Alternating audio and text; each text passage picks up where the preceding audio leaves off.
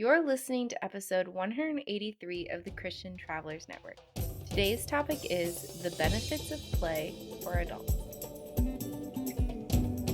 You're listening to Christian Travelers Network, the podcast and platform where travel stories, community, and scripture combine. Hey, Christian travelers, I'm so glad that you are here. Oftentimes, when we talk about play, we think about little kids, and yet, as adults, sometimes we get stuck in the mundane and the tedious, and um, it just becomes tiresome, and we find ourselves looking for that childhood joy. And for many of us, especially on this channel, travel is one of those outlets for play. But yet, when others talk to us, sometimes they make us feel guilty about traveling, or they think it's more of this luxurious adult thing. But can it be play like children enjoy and lavish and experience those things that we love so much in our younger years? Well, I found some interesting information about adults play and what that can actually look like. And I want to share some of that information with you. But before we dive into that, I want to once again point you to our website, ChristianTravelers.net. There you'll find other faith and travel resources. We enjoy helping other Christian travelers connect with like minded believers so that they can grow in their faith and their relationship with the Lord while connecting with others wherever their adventures take them. So, if that sounds like something that you're looking for, I encourage you to head to our website and check it out. Without further ado, let's go ahead and dive into play. This is a concept that obviously all of us love and enjoy to some extent, but what does play actually look like, especially as an adult? Well, according to Dr. Stuart Brown, there are 8 different types of play, and we'll go into those in a little bit more detail. But before we dive into that, I want you to take a moment and think back to your childhood. What are some activities that you did that you got utterly lost in? That time just, it faded away and you just had a ton of fun. Or what were some of those things that you absolutely loved? This can be our first signal as to what type of play we like because even though we may mature and change as a person, oftentimes those things that brought us joy as children can still bring us joy as adults, though it may look slightly different. Also, I want you to take a moment and think back to this past week, this past month. What are activities that you presently have done where you have lost time in? And that can signal to us also where we find joy as an adult. If you're someone who really struggles with hobbies, really understanding what kind of things you could really invest your time in, these subtle clues from your past and your present may help you narrow in on categories that I'm about to present to you. And from there, maybe you can do some of your own research and pick some out. So let's go ahead and take a look at the 8 things that Dr. Stuart Brown found that adults do to play. The first type of play is the collector. Now, you likely know someone who likes to collect cars or um, antiques or bobbleheads or something nerdy, Pokemon cards, something board game related, whatever they like to collect. This can be a very easy visual thing. But as travelers, what are some things that we like to collect? Well, this might be collecting national parks, multiple countries, visiting every bridge in your county. Those are different types of collecting that may only come away with a photo or a memory. But the act of actually doing the collecting, of going out and remembering this event, is what as adults can bring us a lot of joy, or the fact that you can find a group of people who also enjoy that. So if you find yourself gathering with others who also like to collect that thing and have social conversations, that might be one way that you are a collector. Number two is the competitor. Now, I think we can all easily identify the person in our life who loves rules and loves the challenge of being top dog, of working their way up. And it's really easy to identify this person in sports because they're working hard to be the best and to win whatever competition. But they can also be a competitor from the sidelines. You know, that person who gets so emotionally invested in a game, cheering on their team, that person is also a competitor. And even though they might not be able to influence the outcome, they still have joy and excitement from that.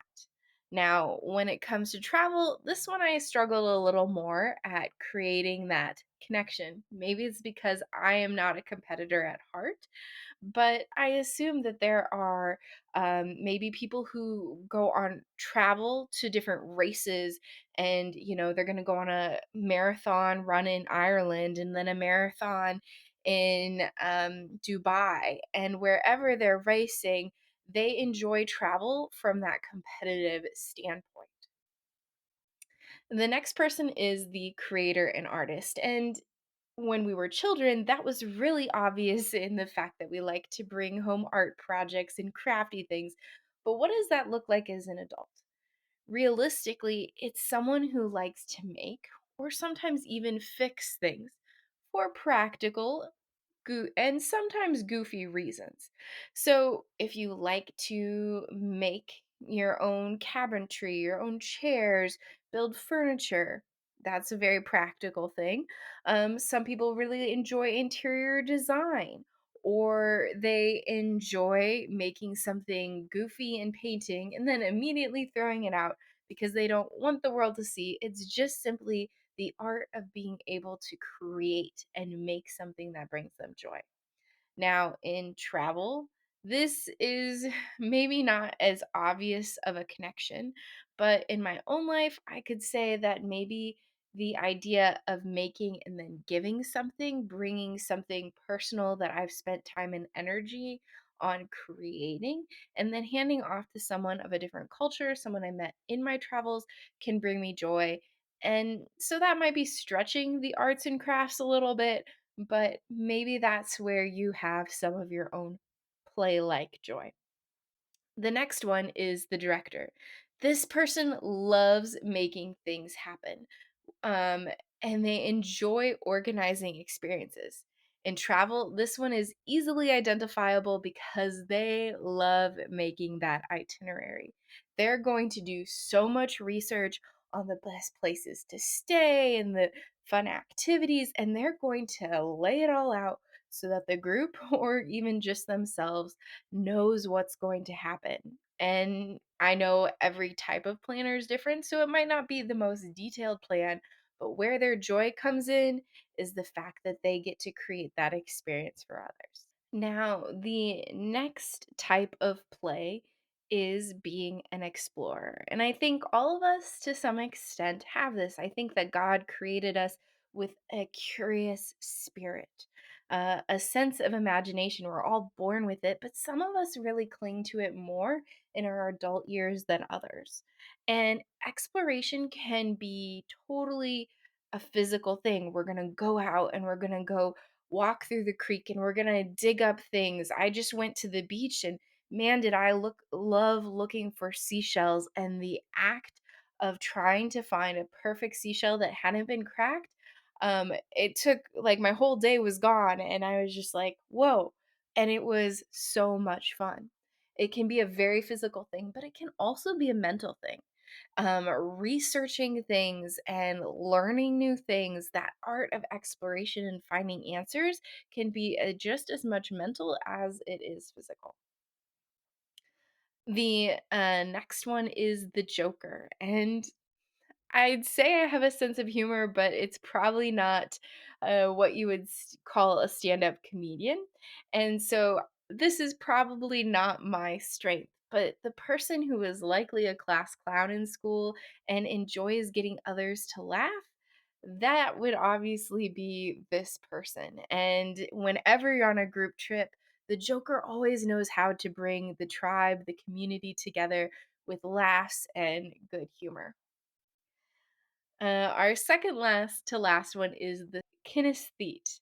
Um, I want to say kinesthetic, but it's kinesthete because they're someone who likes the act of movement. Oftentimes, it helps them to think more clearly because their body is involved in the activity. So, if they're stressed, if they're weighed down with a problem, they're going to be going for a run or walk or doing yoga or something to get their body moving, and they might participate in sports, but it's not for the competitiveness. It is to be doing the active moving. So in travel, this is likely the hiker who enjoys just going out and doesn't necessarily need an end destination. They're just going to go. They're the person that, like, if you want to go out and go do something, they're going to be up on their feet first. And last but certainly not least is the storyteller. They enjoy reading, writing, movies. They get entranced in the story. And all of their activities are about the story. They might participate in sports and other competitive activities, but that's not their motive. Their motive is the story behind it. They want to experience an exciting game. And as such, that is their story. So if you're a traveler who likes to maybe say collect national parks, but you're not so concerned about the national parks, maybe that's part of the goal, but it's not the forefront. Maybe it's the story of the journey to collect them all. Or maybe you're someone who is traveling to a destination you've never been and you're going solo, and it's the adventure of, can I do this on my own? Am I brave enough? Are those the questions going through your head? Then this might be you. So hopefully in these 8 things you found one that you're resonating with. But I want to take us back to scripture and take a little closer look at what God says about play.